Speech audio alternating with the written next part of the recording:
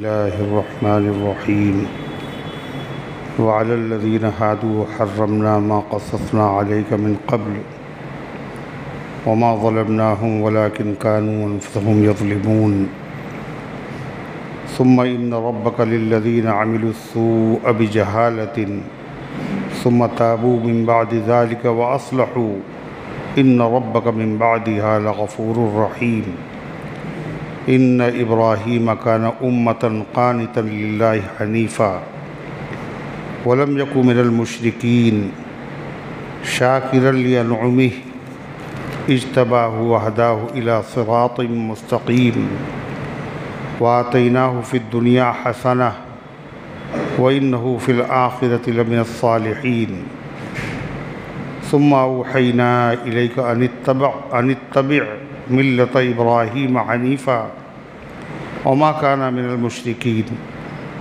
إنما جعل السبت على الذين اختلفوا فيه وإن ربك ليحكم بينهم يوم القيامة فيما كانوا فيه يختلفون ادع إلى سبيل ربك بالحكمة والموعظة الحسنة وجادلهم بالتي هي أحسن إن ربك هو أعلم بمن ضل عن سبيله وهو أعلم بالمهتدين فإن عاقبتم فعاقبوا بمثل ما عوقبتم به ولئن صبرتم لهو خير للصابرين واصبر وما صبرك إلا بالله ولا تحزن عليهم ولا تك في ضيق مما يمكرون إن الله مع الذين اتقوا والذين هم محسنون صدق اللہ العظیم۔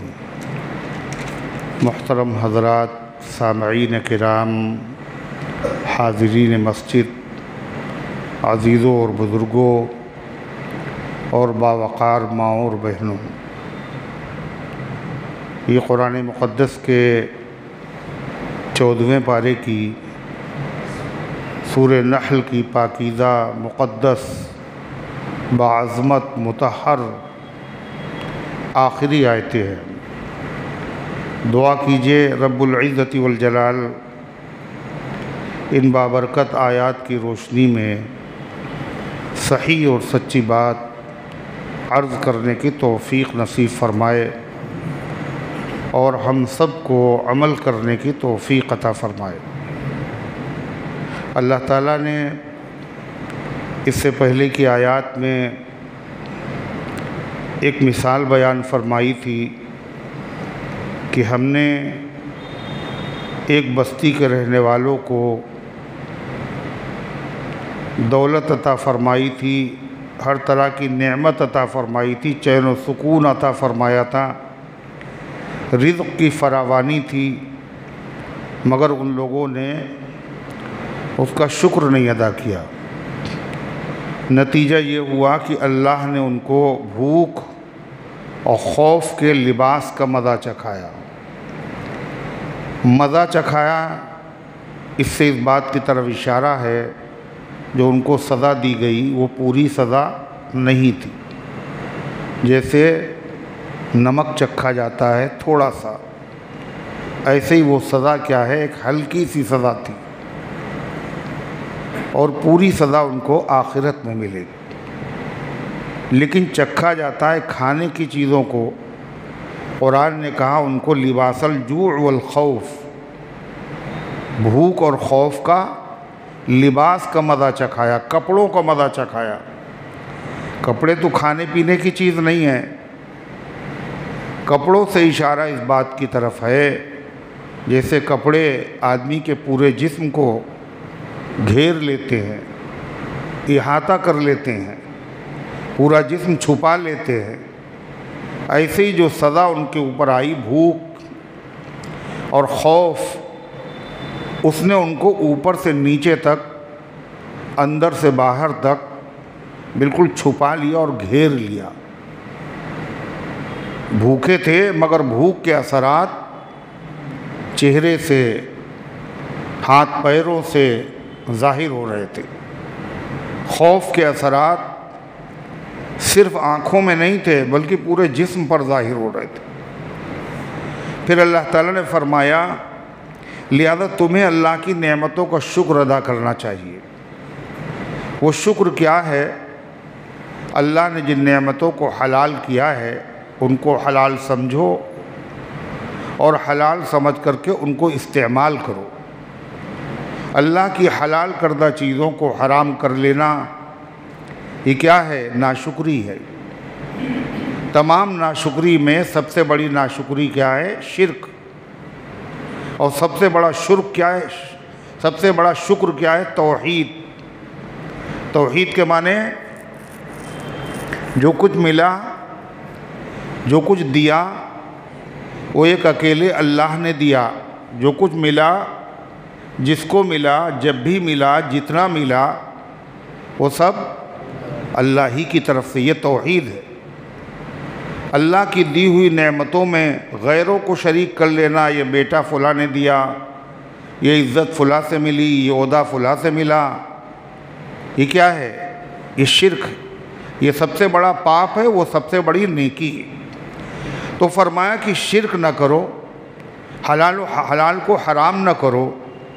مشرکین مکہ نے ناشکری کی تھی، اللہ کی بہت ساری حلال کی ہوئی چیزوں کو، مزیدار چیزوں کو انہوں نے اپنے لیے حرام کر لیا تھا بتوں کے نام پر۔ ان کے نام بھی رکھے تھے، صائبہ، وسیلہ اور حام، سب نام رکھے تھے۔ تو یہ اللہ تعالیٰ کی نعمت کی ناشکری، اللہ نے کھانے کو دیا، آپ نے حرام کر لیا، نہیں کھائیں گے۔ دوسری چیز یہ ہے کہ اس میں کیا ہے؟ اللہ تعالیٰ پر جھوٹ باندھنا ہے۔ جھوٹ باندھنا اس لیے ہے کہ حلال اور حرام کا حق صرف اللہ کو ہے۔ اللہ نے اس چیز کو حرام نہیں کیا اور آپ نے اسے حرام کہا، اس کا مطلب آپ نے کہا کہ اللہ نے اس کو حرام کہا، اور حالانکہ اللہ نے حرام نہیں کیا۔ تو اللہ تعالیٰ نے باقاعدہ ان چیزوں کو بیان کر دیا جن کو خدا نے حرام کہا تھا اور حرام کیا تھا۔ وہ کیا چیزیں تھیں؟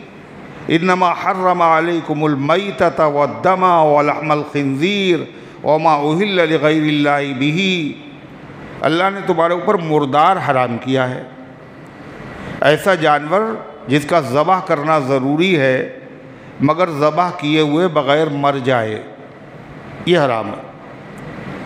اللہ نے تمہارے اوپر خون حرام کیا۔ کون سا خون؟ جو رگوں سے نکلتا ہے، ذبح کرنے کے بعد وہ خون بہہ جاتا ہے تو جانور حلال، اور مرنے سے وہ خون کیا ہوتا ہے؟ رگوں میں جذب ہو جاتا ہے، وہ زہریلا ہوتا ہے، وہ ناپاک ہوتا ہے، اس سے بیماریاں جنم لیتی ہیں۔ تو اللہ نے جس چیز کو حرام کیا ہے بندوں کے فائدے کے لیے، حلال کیا ہے بندوں کے فائدے کے لیے، لہذا مردار میں کیا ہوتا ہے؟ وہ خون نکل نہیں پاتا، اس لیے حرام۔ کیوں مردار حرام ہے؟ اس لیے کہ خون اس کے اندر جذب ہو گیا، لہذا اصل چیز تو خون ہے، لہذا بہتا ہوا جو خون ہے یہ کیا ہے؟ یہ بھی حرام۔ اور لحم الخنزیر، خنزیر کا گوشت حرام۔ گوشت کہا گیا اس لیے کہ اصل مقصد کیا ہوتا ہے؟ کسی چیز کو ذبح کرنے سے ہڈیاں نہیں مقصود ہوتی ہیں، اصل مقصد کیا ہوتا ہے؟ گوشت ہوتا ہے۔ گوشت کہا گیا مگر مراد خنزیر کا گوشت نہیں ہے۔ خنزیر ایک ایسا جانور ہے جس کا ہر جز ناپاک اور حرام، رگ اور پٹھے، چمڑا، اور اسی طریقے سے اس کی ہڈیاں، اس کے بال، سب حرام ہے۔ وما اہل لغیر اللہ، اور جس کو اللہ کے علاوہ کے نام پر ذبح کیا گیا، یا ذبح اللہ کے نام پر کیا گیا مگر اللہ کے علاوہ کسی کو خوش کرنے کے لیے، اس کا تقرب حاصل کرنے کے لیے، اس کے اعزاز کے لیے جانور کو ذبح کیا گیا، یہ بھی کیا ہے؟ حرام۔ یہ اللہ نے حرام کیا ہے۔ صائبہ، وسیلہ اور حام کو نہیں حرام کیا۔ تو جن کو اللہ نے حرام کیا ان کو حرام سمجھو، اور جن کو حرام نہیں کیا ان کو اپنی طرف سے حرام کر لینا، یہ اللہ کی ناشکری ہے اور اللہ پر کیا ہے؟ بہتان باندھنا ہے۔ پھر اللہ تعالیٰ نے فرمایا یہ ساری وہ چیزیں نہیں ہیں جو قرآن کی آیت میں بتائی گئی یہی حرام ہوں، اس کے علاوہ بھی بہت ساری چیزیں شریعت میں حرام ہیں۔ یہاں ان چیزوں کا جو ذکر کیا گیا یہ وہی چیزیں ہیں جو حلال تھیں مگر مشرکین نے ان کو حرام کر لیا تھا، ان کی حلت بیان کی گئی ہے، اور کہا گیا جن کو وہ حرام تھیں ان کو حلال سمجھتے تھے ان کا ذکر ہے۔ مردار کو حلال سمجھتے تھے، خون کو حلال سمجھتے تھے، خنزیر کو حلال سمجھتے تھے، ان کی حرمت بیان کی گئی۔ ورنہ قرآن اور حدیث میں بہت ساری چیزیں ایسی ہیں جو ان کے علاوہ ہیں وہ بھی حرام ہیں۔ اللہ تعالیٰ نے فرمایا البتہ کچھ چیزیں ایسی ہیں جو حلال تھیں، بیچ میں حرام ہوئیں اور پھر حلال ہو گئیں، اور وہ چیزیں ایسی تھیں جو گندی بھی نہیں تھیں، غلیظ بھی نہیں تھیں، پاک تھیں، طیب تھیں، مزیدار تھیں، ان چیزوں کو اللہ نے حرام کیا، مگر وہ چیزیں بھی اللہ نے سب کے لیے نہیں حرام کی، صرف یہودیوں کے لیے حرام کی۔ کس کے لیے؟ یہودیوں کے لیے۔ وَحَرَّمْنَا عَلَى الَّذِينَ هَادُوا كُلَّ ذِي ظُفُرٍ وَمِنَ الْبَقَرِ وَالْغَنَمِ، فرمایا اللہ تعالیٰ نے ہم نے یہودیوں پر حرام کر دیا ہر ناخن والی چیز کو۔ ناخن والی چیز یعنی جس کا کھر بیچ سے پھٹا ہوا نہ ہو، جیسے اونٹ ہے، شتر مرغ ہے، بطخ ہے، انگلیاں نہیں ہیں جس کی بیچ میں پھٹا ہوا نہیں، یہ یہودیوں کے لیے حرام۔ اسی طریقے سے گائے ہے، بکری ہے، ان کی چربی حرام کر دی تھی۔ وہ چربی البتہ حلال تھی جو ان کی پیٹھ سے لگی ہوئی ہو، جو آنتوں میں لگی ہوئی ہو، یہ تو حلال باقی حرام۔ حالانکہ یہ چیزیں حرام تھی نہیں، یہ صرف یہودیوں پر ہم نے حرام کی، اور یہودیوں پر بھی جو ہم نے حرام کی وہ اس لیے نہیں وہ خراب ہیں، بلکہ یہودیوں کی شرارتوں کی وجہ سے، ان کی نافرمانیوں کی وجہ سے، ان کی بدعمالیوں کی وجہ سے، ان کی بدکرداری کی وجہ سے بطور سزا کے ہم نے حرام کیا۔ ابراہیم علیہ السلام کی شریعت میں وہ حلال تھی، محمد الرسول اللہ صلی اللہ علیہ وسلم کی شریعت میں حلال ہیں، وہ صرف یہودیوں پہ حرام تھی۔ یہودی کہتے تھے کہ ہم کیا ہیں؟ ملت ابراہیم پر ہیں، ابراہیم علیہ السلام ہمارے مقتدی اور پیشوا، ہم ان کی اولاد میں ہیں، ہمارا مذہب وہی ہے جو ابراہیم علیہ السلام کا ہے۔ اللہ تعالیٰ بتا رہا ہے کہ یہودی جھوٹے ہیں، ابراہیم علیہ السلام کی شریعت میں یہ چیزیں حرام نہیں تھیں، اور مسلمانوں کے لیے بھی حرام نہیں ہیں۔ تو کون ہوا ابراہیم کے طریقے پر؟ مسلمان ہیں، یہودی نہیں ہیں۔ جو چیزیں ابراہیم علیہ السلام کی شریعت میں حلال تھیں وہ آخری پیغمبر کی شریعت میں حلال ہیں، بیچ میں یہودیوں پہ حرام ہوئی، تو یہ تو ابراہیم علیہ السلام کا طریقہ نہ ہوا۔ یہ تو جھوٹے ہو تم کو، تو ہم ابراہیم کے طریقے پر ہیں۔ یہ چیزیں صرف یہودیوں پر حرام، اور یہودیوں پر بھی کیوں حرام ہوئی تھی؟ کیوں ہوئی تھی؟ بطور سزا کے، گناہوں اور جرائم کی وجہ سے ان کو ان سے محروم کر دیا۔ اللہ فرماتا ہے وَعَلَى الَّذِينَ هَادُوا حَرَّمْنَا مَا قَصَصْنَا عَلَيْكَ مِن قَبْلُ، اور یہودیوں پر ہم نے وہ چیزیں حرام کی تھیں جو ہم آپ سے اس سے پہلے بیان کر چکے ہیں۔ اس سے پہلے کا مطلب سورہ انعام میں 8ویں پارے میں ذکر ہے، ہم نے یہودیوں پر کیا حرام کیا تھا؟ ہر ناخن والے جانور کو اور ان کی چربی کو، اس کو ہم نے حرام کیا تھا۔ اللہ تعالیٰ فرماتا یہ جو ہم نے ان پر حرام کیا تھا، یہ ہم نے ان پر حرام کر کے ان پر ظلم نہیں کیا۔ وَمَا ظَلَمْنَاهُمْ، ہم نے ان پر ظلم نہیں کیا، وَلَكِنْ كَانُوا أَنفُسَهُمْ يَظْلِمُونَ، بلکہ وہ لوگ خود اپنے اوپر ظلم کرتے تھے۔ انہوں نے اللہ کی نافرمانی کی، نبیوں کا مقابلہ کیا، شریعت میں تحریفیں کی، اس کی سزا میں اللہ نے ان کے اوپر سخت حکم نافذ کیے، اور اللہ نے ان نعمتوں کو بھی ان کے لیے وقتی طور پر حرام کر دیا۔ ثم ان ربک للذین عملوا السوء بجہالۃ، پھر اللہ تعالیٰ فرماتا ہے بہت سارے مشرک تھے جو اللہ کی حلال کی ہوئی چیزوں کو حرام سمجھتے تھے، یہ جرم ہے۔ اللہ نے جن چیزوں کو حرام کیا ان کو حلال سمجھتے تھے، جیسے مردار، جیسے خون۔ اللہ کی حلال کردہ چیز کو حرام سمجھنا کفر ہے، حرام کی ہوئی چیز کو حلال سمجھنا بھی کفر ہے۔ یہ کرتے رہے، اب ان کو ہوش آیا، شرک کرتے رہے، بتوں کی پوجا کرتے رہے، بعد میں ان کو ہوش آیا۔ اللہ فرماتا چاہے جتنے انہوں نے جرائم کیے ہوں، اگر وہ سچی توبہ کر لے تو اللہ تعالیٰ ان کو اب بھی معاف فرما دے گا۔ فرمایا ثم، پھر اس کے بعد، یعنی اتنے جرائم کرنے کے بعد بھی، ان ربک للذین عملوا السوء، بے شک آپ کا پروردگار ان لوگوں کو جنہوں نے برے کام کیے، جنہوں نے برے کام کیے، حلال کو حرام کیا ہو، حرام کو حلال کیا ہو، غیر اللہ کو سجدہ کیا ہو، یا کسی کا قتل ناحق کیا ہو، یا انہوں نے کچھ بھی کیا ہو، بدعتیں جاری کی ہوں، تعزیے رکھے ہوں، عرس کیا ہو، قبروں پر چراغ جلائے ہوں، قبروں کے اوپر انہوں نے چادریں چڑھائی ہوں، کوئی بھی جرم کیا ہو۔ کیسے جرم کیا؟ بجہالۃ، نادانی کی وجہ سے۔ کیسے کیا؟ نادانی کی وجہ سے۔ ایسا نہیں ہے کہ انہوں نے ان سے عمل ہو گیا، ارادے سے نہیں کیا، نہیں، ارادے سے کیا انہوں نے۔ زنا ہے، چوری ہے، قتل ہے، ناحق، یہ سارے کام انہوں نے کیے۔ کیسے کیے؟ جان بوجھ کر کے کیے، ارادے سے بھی کیے۔ جب بھی قرآن کہتا ہے مگر جو بھی برا کام کرتا ہے وہ برا کام نادانی کی وجہ سے کرتا ہے، کر رہا ہے ارادے سے، بھولے سے نہیں کر رہا ہے، ارادے سے کر رہا ہے۔ مگر جس نے بھی برا کام کیا، یہ جو برا کام کرتا ہے، یہ جو برے کام کرے گا، ایسا ہر آدمی بے عقل بھی ہے اور نادان بھی ہے۔ کیوں نادان ہے؟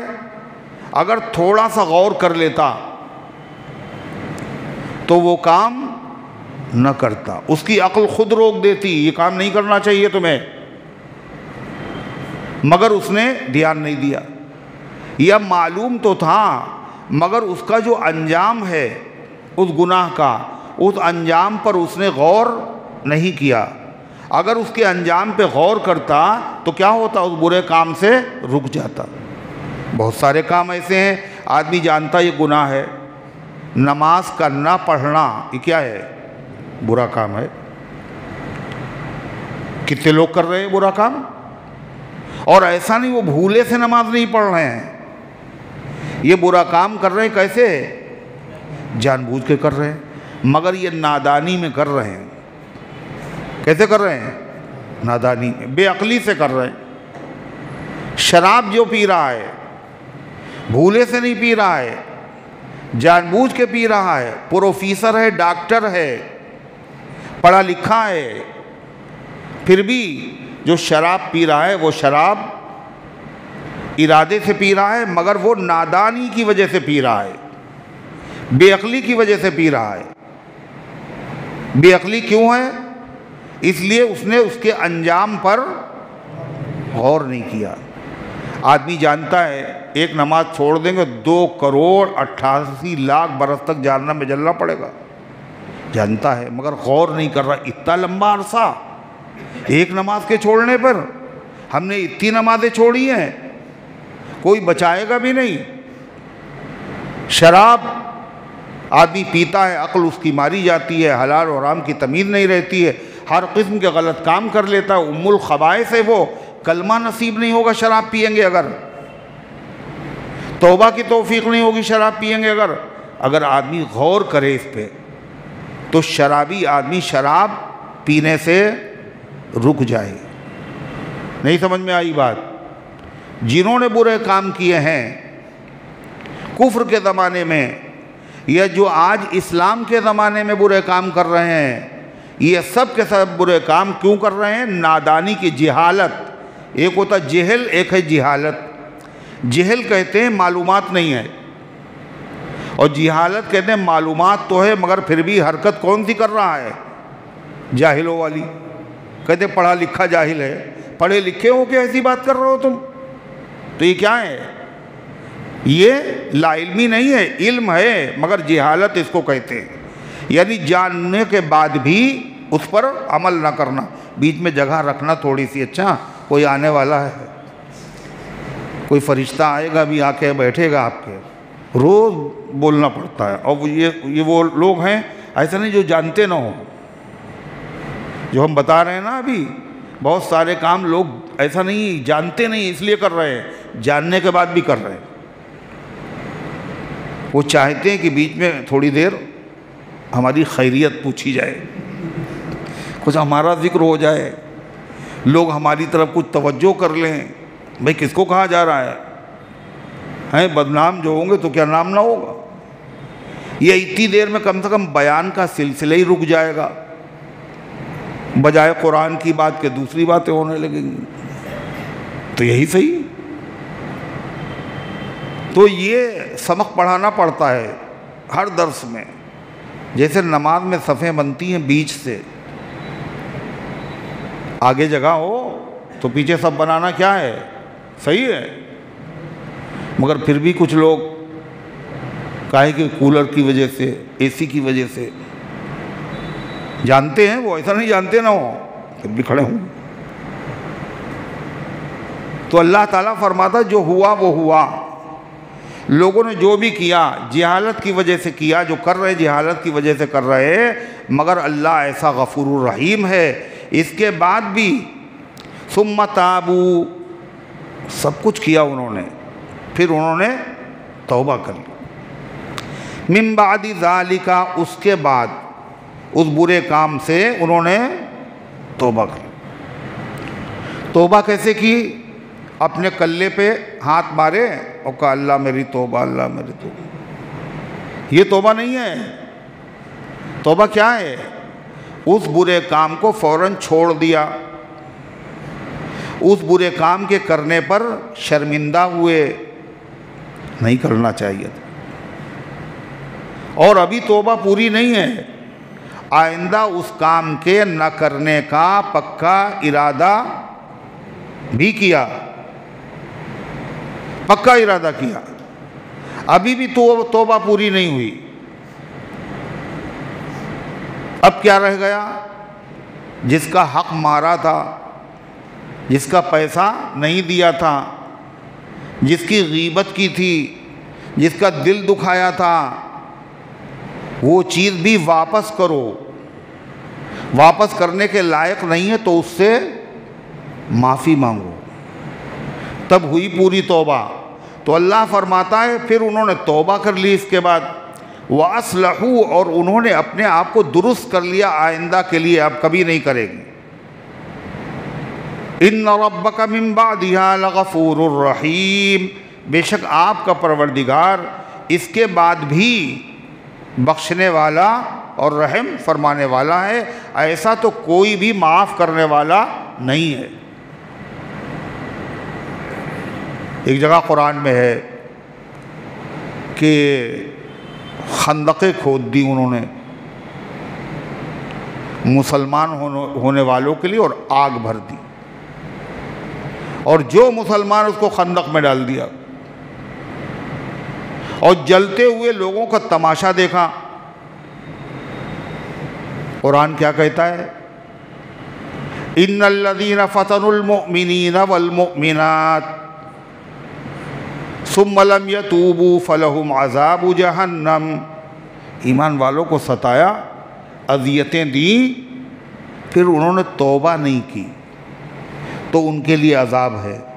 اتنا ستانے کے بعد اللہ والوں کو، اتنی بمباری کرنے کے بعد، اتنے بچوں کو شہید کرنے کے بعد، اتنے بوڑھوں کو مار دینے کے بعد، حضرت حمزہ حضور صلی اللہ علیہ وسلم کے محبوب ترین چچا، ان کو قتل کرنے کے بعد، ان کی ناش مبارک کے ٹکڑے کرنے کے بعد، ان کا پیٹ پھاڑنے کے بعد بھی اگر وہ سچے دل سے توبہ کر لیں گے تو کیا ہوگا؟ اللہ انہیں معاف کر دے۔ یہ بہت بڑی بات ہے، بہت بڑی بات۔ یہ صرف اللہ کی شان ہے، اللہ کے علاوہ کسی کے اندر یہ بات نہیں پائی جاتی۔ کیا کہا؟ باز آچے ہستی بازا۔ بازا کا مطلب توبہ کے معنی لوٹنا، اللہ کی طرف لوٹنا۔ گناہ کر کے اللہ سے دور ہو گئے تھے، پھر سے لوٹ آؤ۔ اسی کو فارسی میں کہتے ہیں باز آنا، اردو میں بولتے باز نہیں آؤ گے، رکو گے نہیں،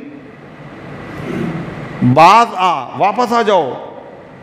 آچے ہستی بازا، تم کچھ بھی ہو، تم نے کچھ بھی کیا ہے، تم جرائم سے تربتر و لت پت ہو، کفر کیا، شرک کیا، ستارے پوجے، درخت پوجے، پتھر پوجے، کچھ بھی کیا ہے تم نے، آگ پوجی، فرشتے پوجے، کچھ بھی کیا ہے، باز واپس آ جاؤ۔ آچ ہستی بازا، تم کچھ بھی ہو واپس آ جاؤ۔ گر کافرو گبرو بت پرستی بازا، اگر تم کافر تھے جب بھی واپس آ جاؤ۔ گبر کہتے ہیں آگ کی پوجا کرنے والے کو، اگر تم گبر تھے، آگ کے پجاری تھے، پھر بھی واپس آ جاؤ۔ اگر بت پرست تھے تم، جب بھی واپس آ جاؤ۔ گر کافرو گبرو بت پرستی بازا، اگر کافر تھے، بت پرست تھے، آگ کے پجاری تھے، کچھ بھی تھے، واپس آ جاؤ، ہم تمہیں قبول کرنے کے لیے تیار ہیں۔ این در گئے ماں در گئے نومیدی نیست، یہ درگاہ ہماری درگاہ ہے، یہ دربار ہمارا دربار ہے، یہ مایوس ہونے والا دربار نہیں ہے۔ ارے اب کہاں اللہ معاف کرے گا؟ عمر تو اپنی کٹی عشق بتا میں مومن، اور آخری وقت میں کیا خاک مسلمان ہوں گے؟ پوری زندگی تو گزار دی بت پرستی میں، اب اخیر ٹائم پہ مسلمان ہوں گے تو اللہ بھی ہمارے اسلام کو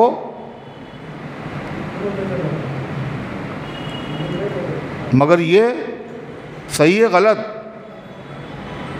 اب یہ نہیں بتائیں گے صحیح ہے غلط، اتنا کہہ دیا انہوں نے۔ این در گئے ماں در گئے نومیدی نیست، یہ ایسا دربار ہے جو مایوسی کا دربار نہیں ہے، نا امیدی کا دربار نہیں ہے۔ صد بار اگر توبہ شکستی بازا، صد بار، صد کہتے ہیں فارسی میں 100 کو، 100 مرتبہ اگر توبہ شکستی، اگر تمہاری توبہ ٹوٹ گئی ہے، پھر بھی بعد آ جاؤ، ہم تمہیں قبول کر لیں گے۔ آدمی معاف کرتا ہے کسی کو غلطی کو کئی مرتبہ، 1 مرتبہ، 2 مرتبہ، 3 مرتبہ، بڑا معاف کرنے والا بھی آخر تھک جاتا ہے، میاں بہت ہو گیا، حد ہوتی ہے آخر۔ اللہ کہ اگر تم نے توبہ کی تھی اور کہا آئندہ نہیں کریں گے، اور 100 مرتبہ تم نے توبہ کی اور 100 مرتبہ تمہاری توبہ ٹوٹ گئی، مگر توبہ جب تم نے کی تھی تو یہ سوچ کے نہیں کی تھی کہ کل پھر یہی کام کریں گے، پھر توبہ کر لیں گے، نہیں، توبہ پکی تھی، نہیں کریں گے، اور پھر لغزش ہو گئی۔ 100 مرتبہ توبہ اگر ٹوٹ جائے پھر بھی یہ نہ کہنا آپ کہاں اللہ کے دربار میں جائیں، اللہ کہاں معاف کرے گا، نہیں، آ جانا، ہم پھر بھی معاف کر دیں گے۔ اللہ فرماتا ہے ان ربک من بعدها لغفور الرحیم، بے شک آپ کا پروردگار ان باتوں کے بعد بھی بخشنے والا اور رحم فرمانے والا ہے۔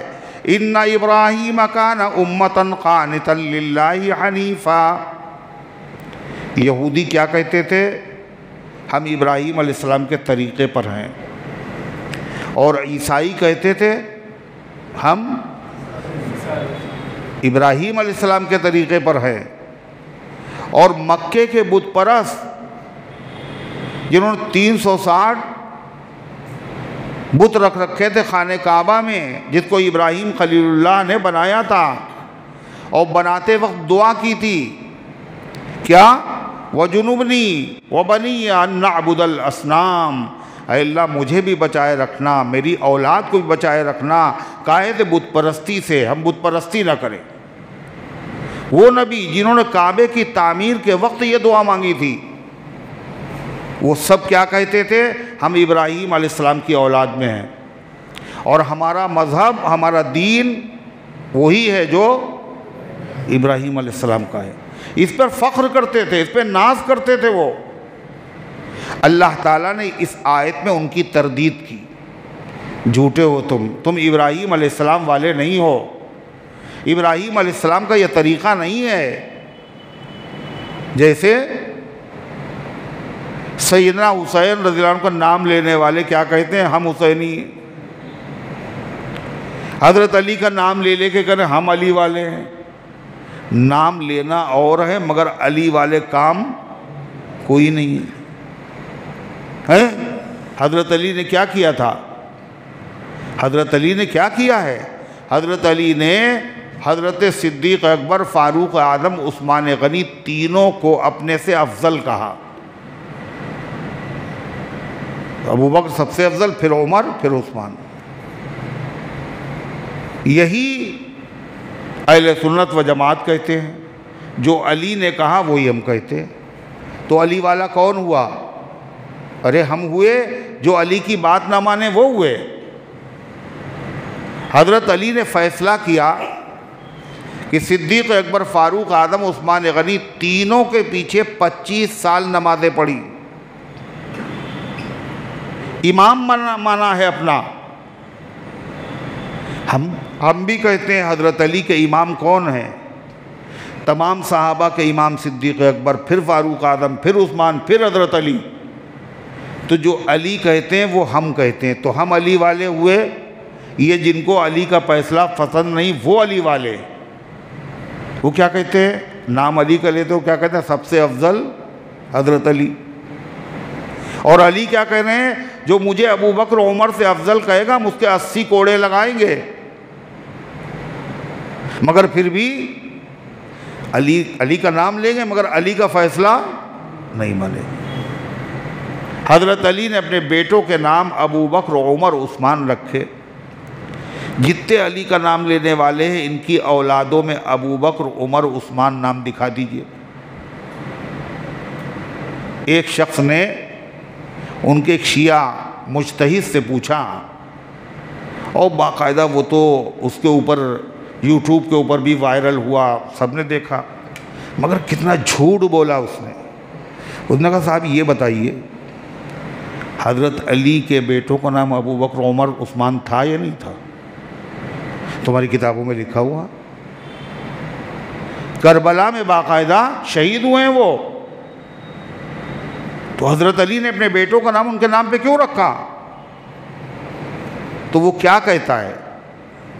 وہ کہتا ہے کہ یہ عمر نام جو ہے حضرت علی کے بیٹے کا، یا حضرت حسن کے بیٹے کا بھی ہے، حضرت زین العابدین کی کنیت ابو بکر ہے، کہ لے یہ عمر تھوڑی ہیں وہ۔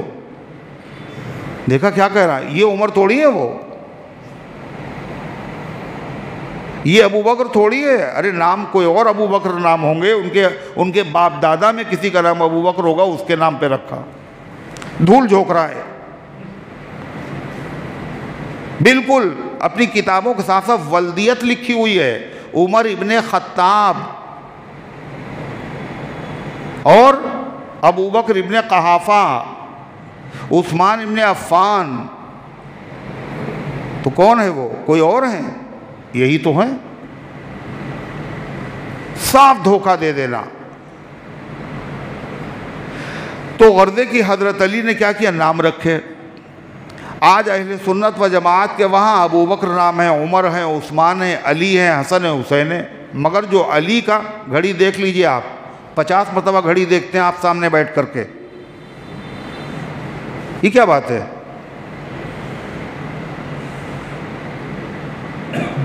تھوڑی دیر کے بعد ارے بھئی آپ کو نہیں اتنی دیر تک نہیں اچھا لگ رہا ہے تو آپ جائیے، بعد میں آ جائیے گا، یا آپ سائڈ میں بیٹھ جائیے، یہ گھڑی کیوں دیکھ رہے ہیں آپ؟ ایک ایک چیز، اور کچھ نہیں تو یہی صحیح ہے۔ اللہ رحم فرمائے۔ بڑے سمجھدار، بڑے فہیم لوگ ہیں۔ تو کہتے ہیں ہم علی والے ہیں، کام سب حضرت علی کے خلاف اور ہیں علی والے۔ ایسے ابراہیم علیہ السلام کا ماننے کا جو دعویٰ کرتے تھے کون؟ مکے کے لوگ۔ ہم ابراہیم علیہ السلام کی اولاد، ابراہیم علیہ السلام کے طریقے پر ہے، ہم ابراہیم علیہ السلام کی ملت پر ہے، ان کے مذہب پر ہے۔ یہودی بھی کہتے تھے، عیسائی بھی کہتے تھے، مشرک بھی کہتے تھے۔ ابراہیم علیہ السلام کعبے کی دعا مانگ رہے ہیں اور کیا کہہ رہے ہیں؟ اے اللہ مجھے بت پرستی سے بچائے رکھنا، میری اولاد کو۔ اور وہ بت پرستی کر رہے ہیں، کعبے میں بت رکھ رہے ہیں اور کہہ رہے ہیں ہم ابراہیم کے طریقے پر ہیں، ابراہیم کے ماننے والے ہیں۔ اس بات صحیح ہے؟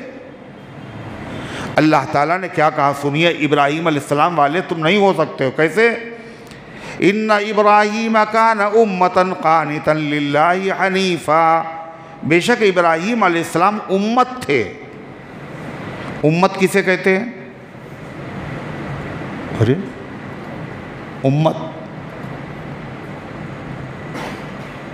جو نبی جن لوگوں کو راستہ بتانے کے لیے آتا ہے وہ لوگ اس نبی کی امت کہلاتے،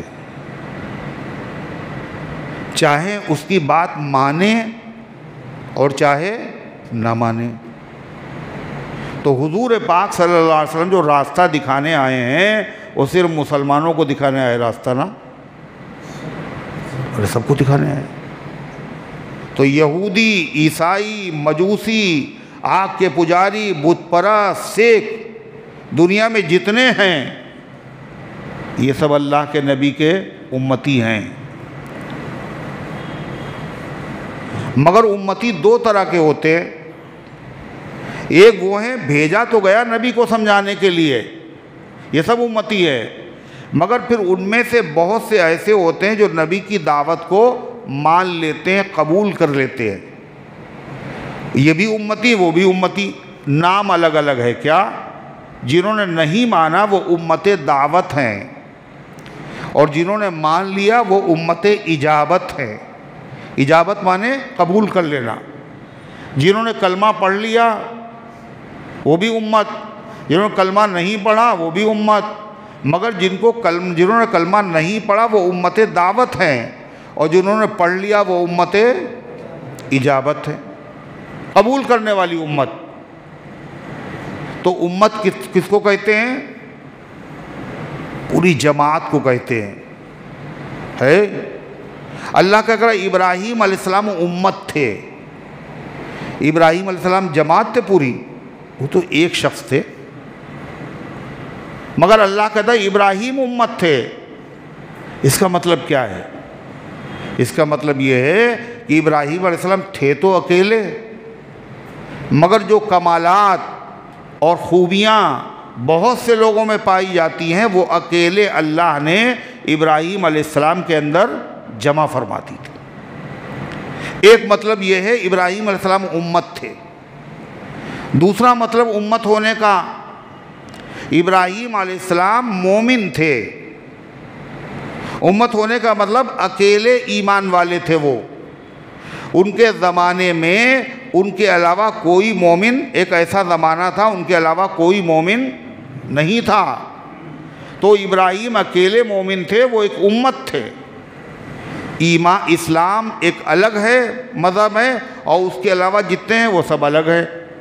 تو اسلام کے ماننے والے اکیلے ابراہیم علیہ السلام تھے۔ ابراہیم کو امت اس لیے کہا گیا۔ ایک امت کا مطلب ہوتا ہے امام۔ کان ان ابراہیم کان امتن، ابراہیم علیہ السلام امت تھے، یعنی ابراہیم علیہ السلام امام تھے، مقتدی تھے، پیشوا تھے، یعنی لوگ ان کے پیچھے چلتے تھے، لوگ ان سے محبت کرتے تھے۔ چنانچہ ابراہیم علیہ السلام مقتدی و پیشوا کس کے ہیں؟ سب کے پیشوا۔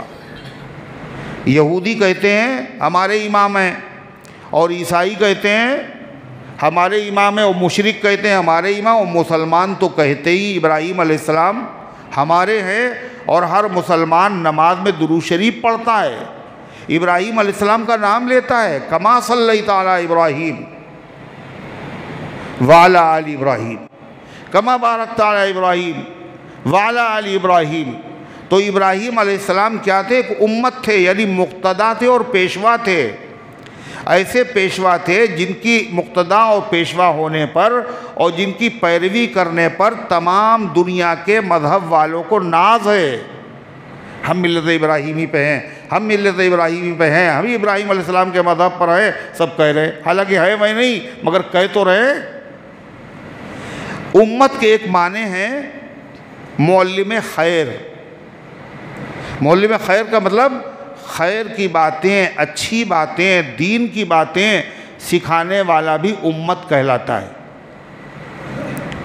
ایک مرتبہ حضرت عبداللہ ابن مسعود جو بہت بڑے عالم ہیں، ہر صحابی عالم ہے، اس لیے کہ ان کے استاد کون ہیں؟ حضور پاک صلی اللہ علیہ وسلم۔ عبداللہ ابن مسعود تو بہت بڑے عالم ہیں، اللہ کے نبی نے جن 4 آدمیوں کا نام لیا ان سے قرآن پڑھا کرو، اس میں ایک عبداللہ ابن مسعود بھی ہیں۔ عبداللہ ابن مسعود وہ صحابی جن کے بارے میں اللہ کے نبی نے کہا کہ میں تمہارے لیے وہی پسند کرتا ہوں جو عبداللہ ابن مسعود پسند کر لیں، تو بہت بڑی بات ہے۔ نبی کہہ رہے ہیں میری پسند وہی ہے جو عبداللہ ابن مسعود کی پسند ہے۔ حضرت فاروق اعظم نے عبداللہ ابن مسعود کو کوفہ بھیجا اور خط لکھا، کوفے والوں تمہارے پاس ابن مسعود کو بھیج رہے ہیں، حالانکہ ان کی ضرورت ہمیں تھی، تمہارے پاس ہم بھیج رہے ہیں دین کی تعلیم دینے کے لیے، مگر ان کی ضرورت تو مجھے تھی۔ عبداللہ ابن مسعود، ایک مرتبہ عبداللہ ابن مسعود نے کہا ان معاذ کان امۃ للہ قانتا۔ حضرت معاذ رضی اللہ عنہ امت تھے، اللہ کے فرما بردار تھے، تو سننے والے نے سوچا کہ ان کے منہ سے غلطی سے نکل گیا ہے، اس لیے کہ اللہ نے قرآن میں کیا کہا؟ ان ابراہیم کان امۃ قانتا، ابراہیم علیہ السلام امت تھے اور اللہ کے فرما بردار تھے، اور عبداللہ ابن مسعود کیا کہہ رہے ہیں؟ ان معاذ ابن جبل امت تھے اور اللہ کے فرما بردار تھے۔ تو اس نے کہا آپ سے غلطی ہوا، کہ غلطی نہیں ہوئی، امت کا مطلب تم نہیں جانتے ہو، امت کے معنی ہیں معلم خیر، دین کی باتیں بتانے والا، اور قانت کے معنی ہیں اللہ کی اور اس کے اللہ کے رسول کی فرما برداری کرنے والا، اور یہ دونوں باتیں معاذ ابن جبل میں پائی جاتی تھی۔ قیامت میں حضرت معاذ ابن جبل آئیں گے تو کیا ہوگا؟ حضرت معاذ ابن جبل کے بارے میں حضور صلی اللہ علیہ وسلم نے کیا کہا؟ اعلمہم بالحلال والحرام معاذ ابن جبل، ان میں سب سے زیادہ حلال و حرام کے مسئلے جاننے والے کون ہیں؟ کس نے کہا؟ اللہ کے نبی نے فرمایا۔ تو غرضے کہ ابراہیم علیہ السلام کیا تھے؟ امت تھے، اکیلے تھے مگر تمام کمالات ان کے اندر جمع تھے۔ کسی نے کہا، شاعر نے، بہت لگتا ہے جی صحبت میں ان کی، بہت لگتا ہے جی صحبت میں ان کی، ان کے ساتھ بیٹھنے میں بہت مزہ آتا ہے۔ کیوں؟ وہ اپنی ذات میں ایک انجمن ہیں تو وہ اکیلے، مگر جو انجمن میں ہوتا ہے بہت سارے لوگ ہوتے ہیں، وہ ساری صفات اللہ نے ان کے اندر پیدا فرما دی ہے۔ تو ابراہیم علیہ السلام امت تھے، یا ابراہیم علیہ السلام اپنے وقت میں اکیلے مومن تھے، یا ابراہیم علیہ السلام معلم خیر تھے، یہ سب معنی ہو سکتے ہیں۔ تو اللہ فرماتا تم کہتے ہو ہم ابراہیم کے طریقے پر ہیں، ابراہیم کے طریقے پر نہیں۔ ابراہیم علیہ السلام کی صفت کیا ہے؟ وہ امت تھے، قانتا للہ، اللہ کا حکم ماننے ہو، جو بھی اللہ کا حکم آیا ابراہیم علیہ السلام نے چون و چرا نہیں کی، مان لیا۔ پوری زندگی اور زندگی کے واقعات اس بات کی شہادت دیتے ہیں۔ اللہ ایک جگہ قرآن میں کہتا ہے وَإِبْرَاهِيمَ الَّذِي وَفَّى، اور وہ ابراہیم جنہوں نے اللہ کے ہر حکم کو پورا کر دیا، سخت سے سخت حکم۔ کیا حکم ہے؟ کہ اپنی بیوی بچے کو لے کے جنگل میں چھوڑاؤ، اکلوتا بچہ، دودھ پیتا ہوا بچہ۔ تھوڑی دیر پوچھا ابراہیم علیہ السلام نے، اللہ میاں اس میں کیا حکمت ہے، ابھی تو پیدا ہوا ہے، آڑوا تو مر جائے گا، کہا کچھ گئے، اور اس کے بعد بیوی نے پوچھا ابراہیم ابراہیم، جواب ہی نہیں دے رہے۔ جب بیوی نے کہا کیا اللہ کا حکم ہے، سمجھ گئی اللہ کے حکم کے پابند ہیں، تو فرمایا کہ ہاں. تو بیوی نے کہا اذن لا یضیعنا، جب اللہ کا حکم ہے تو اللہ ہمیں برباد نہیں کرے گا، جاؤ. یہ ایمان ابراہیم علیہ السلام کی بیوی کا، حضرت ہاجرہ کا. پھر حکم الہی کیا ہوا؟ اسماعیل علیہ السلام کو ذبح کرو. کتنا سخت حکم تھا. ابراہیم علیہ السلام نے 13 سال کے بچے کی گردن کے اوپر باقاعدہ چھری چلائی.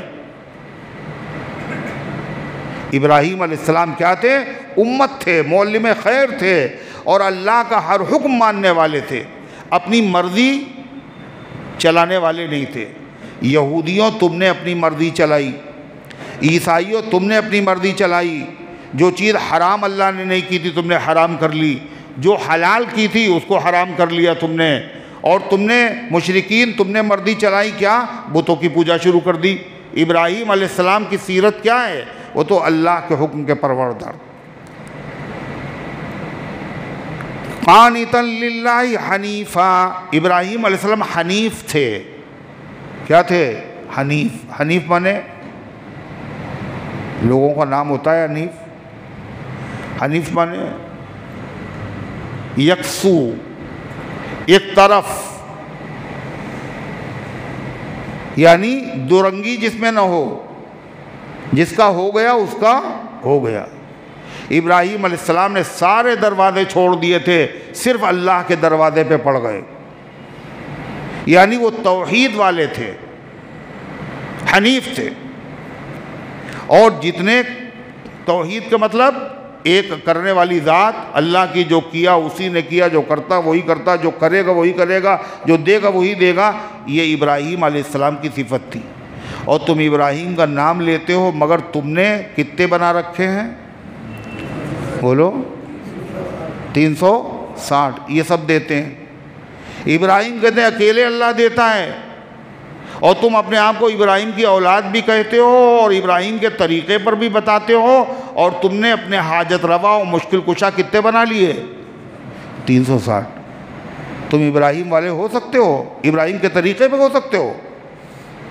اور یہودیوں اور عیسائیوں نے کیا کیا؟ اپنے جو علماء تھے، اپنے جو مشائخ تھے، ان کے جو عالم تھے، انہوں نے جسے حرام کہہ دیا وہ حرام، جس کو حلال کہہ دیا حلال. اتخذوا احبارهم ورهبانهم اربابا من دون اللہ، انہوں نے اپنے عالموں کو، اپنے بزرگوں کو رب بنا لیا. کیا بنا لیا؟ رب بنا لیا. تو عیسائی تھے وہ حضرت عدی، حضرت عدی رضی اللہ عنہ جو تھے پہلے عیسائی تھے. حضرت عدی کون ہے؟ حاتم طائی کا نام سنا ہے؟ ارے سنا نہیں سنا؟ حاتم طائی کے بیٹے کا نام عدی ہے، عیسائی تھے. تو حضرت عدی جب مسلمان ہو گئے تو انہوں نے کہا اے اللہ کے رسول، قرآن میں اللہ کہتا ہے کہ عیسائیوں نے، یہودیوں نے اپنے علماء کو رب بنا لیا، حالانکہ ہم لوگ اپنے عالموں کو رب نہیں کہتے، اور قرآن کہہ رہا رب. تو آپ نے فرمایا یہ بتاؤ، جو کچھ توریت اور انجیل میں لکھا ہے اس سے ہٹ کے تمہارے مولویوں نے جس کو حرام کہہ دیا تم نے حرام نہیں سمجھا اس کو؟ جس کو انہوں نے حلال کہہ دیا تم نے اسے حلال نہیں سمجھا؟ کہنے یہ تو ہے. جس کو ہمارے مولویوں نے حرام کہہ دیا ہم نے اسے حرام سمجھا، حالانکہ وہ توریت میں حلال لکھا ہوا ہے. جس کو توریت میں حرام لکھا اور مولویوں نے رشوت لے کے جائز کہہ دیا ہم نے اسی کو جائز سمجھا. آپ نے فرمایا اور رب کسے کہتے ہیں؟ حلال و حرام کرنے کا اختیار صرف رب کو ہے، لہذا تم نے کیا کر لیا؟ مولویوں کو رب بنا لیا. جو مولویوں کو رب بنا لے وہ آدمی ابراہیم کے طریقے پر ہے، جو اللہ کے حلال کو حلال سمجھے، اللہ کے حرام کو حرام سمجھے. یہ ابراہیم کا طریقہ ہے اور یہی مسلمانوں کا طریقہ ہے. یہ طریقہ نہ یہودیوں کا ہے، نہ یہ طریقہ عیسائیوں کا ہے، نہ یہ طریقہ مکے کے مشرکین کا ہے. وَلَمْ يَكُ مِنَ الْمُشْرِكِينَ، اور ابراہیم علیہ السلام مشرکوں میں سے نہیں تھے. اور تم لوگ سر سے پیر تک شرک میں ڈوبے ہوئے ہو، پھر بھی کہہ رہے ہو کیا؟ پھر دیکھی انہوں نے گھڑی، اب بتائیے کیا کریں، مطلب اس کا کیا علاج ہے؟ آپ یہاں پہ بیٹھیے، آ کے قریب آ جائیے اب میرے، کاہے کی فکر ہوتی؟ جماعت کی، اس لیے جماعت واقعی سب کی چھوٹ جائے گی، تمہاری یہ سب بے نمازی بیٹھے ہوئے ہیں، جماعت کی فکر ہوتی ہے۔ اللہ کو بندے، یعنی جواب بھی دیا تو کیا جواب دیا؟ سبحان اللہ سبحان اللہ۔ اگر غفلت سے بعد آیا، جفا کی اور تلافی کی بھی ظالم تو نے کیا کی؟ ایک تو غلطی کی، اوپر سے جو جواب دیا وہ بھی غلط۔ جماعت کی فکر، آدھی کیوں دبلے ہیں؟ کہا شہر کے اندیشے میں۔ تو بہرحال ٹھیک ہے، مرضی آپ کی۔ وَلَمْ يَكُ مِنَ الْمُشْرِكِينَ شَاكِرًا لِأَنْعُمِهِ، ابراہیم علیہ السلام کی اور صفت کیا تھی؟ اللہ کہتا ہے وہ اللہ کی نعمتوں کا شکر ادا کرنے والے تھے، اور تم سب کے سب اللہ کی نعمتوں کے ناشکرے ہو۔ اللہ کی حلال کی ہوئی چیز کو حرام کر لینا یہ شکر ہے ناشکری؟ یہ تو ناشکری ہے، تم نے حرام کر لیا۔ اللہ تعالیٰ کے علاوہ حضرت عیسیٰ علیہ السلام کو خدا کا بیٹا کہنا یہ شرک نہیں ہے، یہ ناشکری نہیں ہے۔ یہودیوں نے عزیر علیہ السلام کو بیٹا کہا، یہ ناشکری اور شرک نہیں ہے۔ مکے کے مشرکین نے فرشتوں کو اللہ کی بیٹیاں کہا، یہ ناشکری اور شرک نہیں ہے، یہ ابراہیم کا طریقہ ہے۔ تمہیں شرم آنا چاہیے، ابراہیم کا نام لیتے ہو اور کہتے ہو ابراہیم کے طریقے پر ہیں۔ ابراہیم کا طریقہ کیسا ہے اور تمہارا طریقہ؟ اجتباہ، اللہ کہتا ہے اللہ تعالیٰ نے ابراہیم علیہ السلام کو چن لیا تھا، کاہے کے لیے؟ نبوت کے لیے۔ اللہ نے ان کو نبی بنایا، صرف ان کو نبی نہیں بنایا بلکہ جتنے نبی بعد میں اللہ نے بھیجے سب کے سب ابراہیم کی اولاد میں ہیں، ان کو نبی بنایا اور نبیوں کا باپ بنایا۔ کس کو؟ ابراہیم۔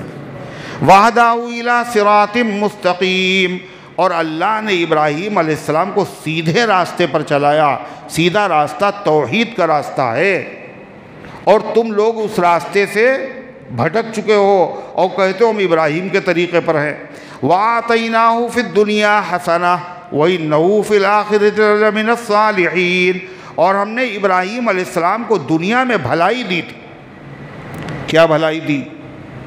ہر طرح کی بھلائی۔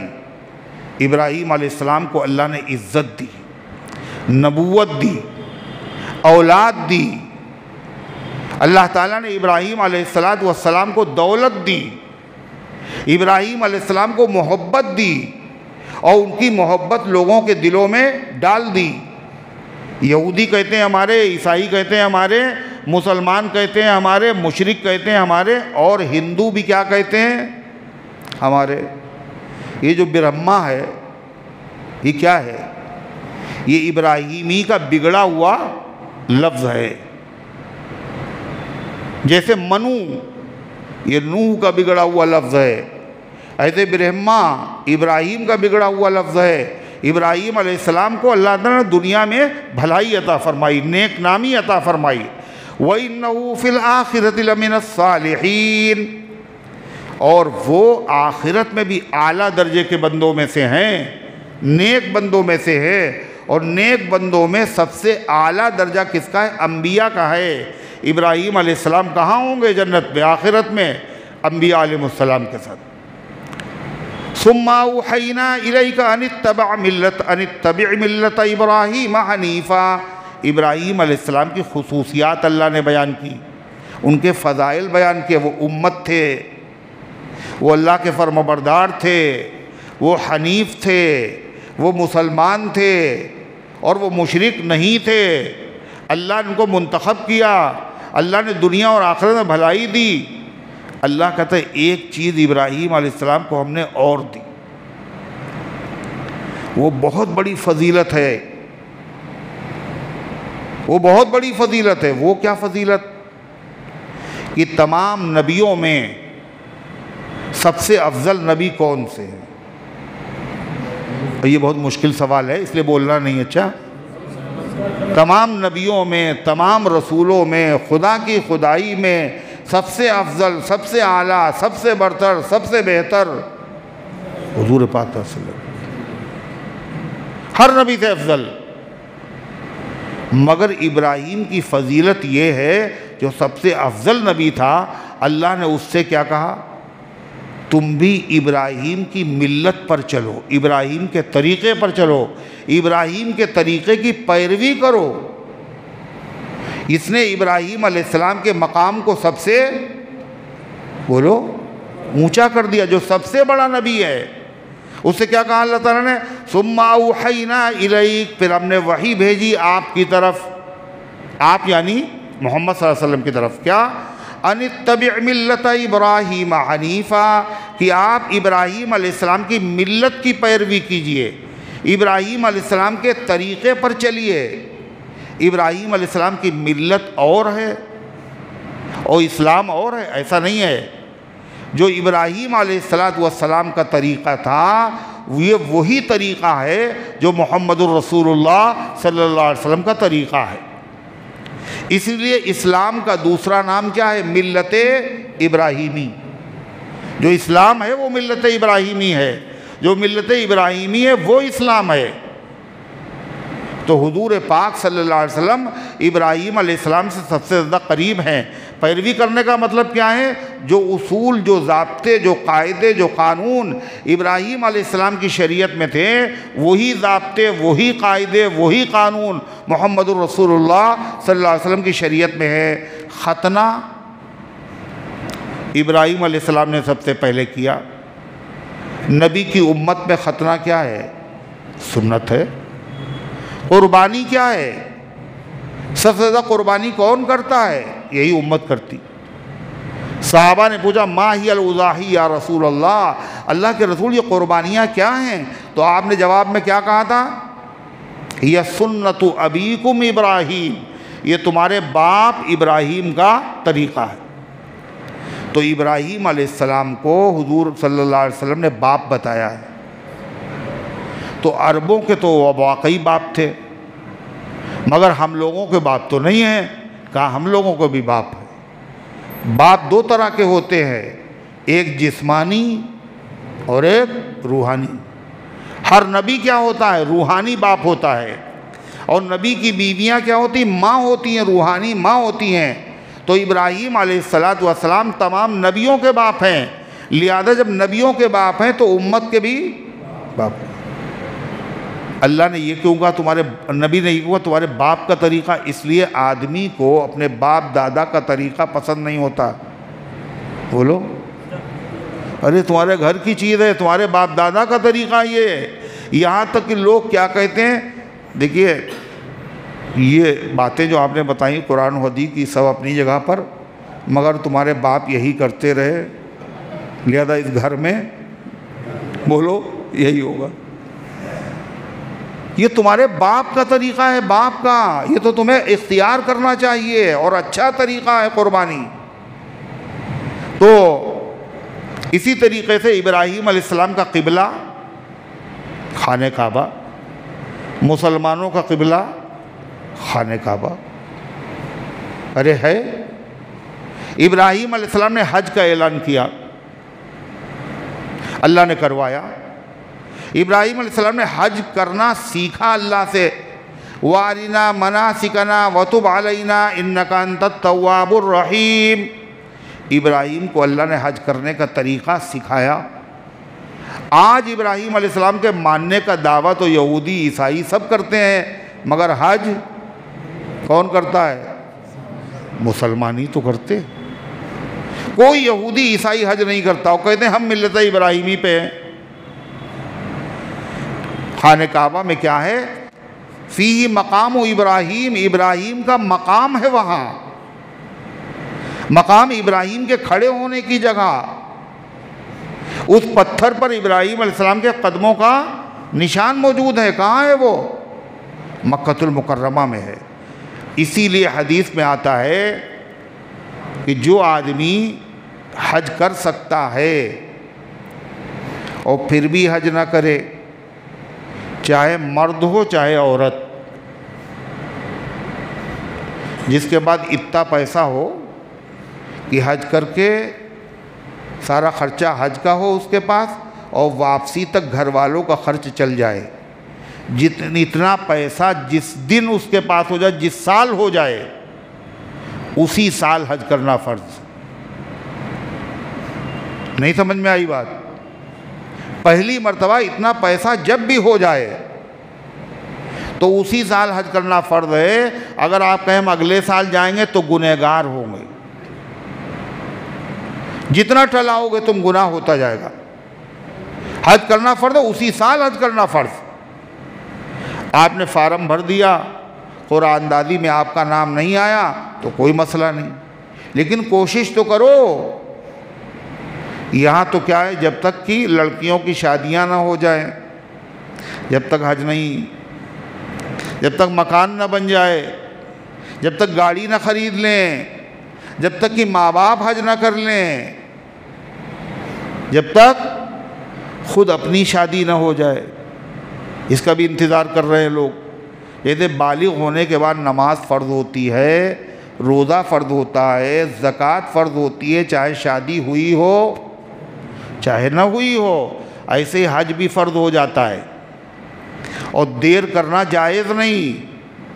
اور اگر دیر کی تو دھمکی سنی ہے اس کے اوپر۔ کیا دھمکی ہے؟ فرمایا اس کا ایمان پر مرنا ضروری نہیں ہے، چاہے یہودی ہو کے مر جائے اور چاہے عیسائی ہو کے مر جائے۔ یہ بہت بڑی بات ہے۔ اگر جس سال اس کے بعد پیسہ ہوا، ایک مکان ہے رہنے کا اور ایک مکان اس کے پاس اور بھی ہے،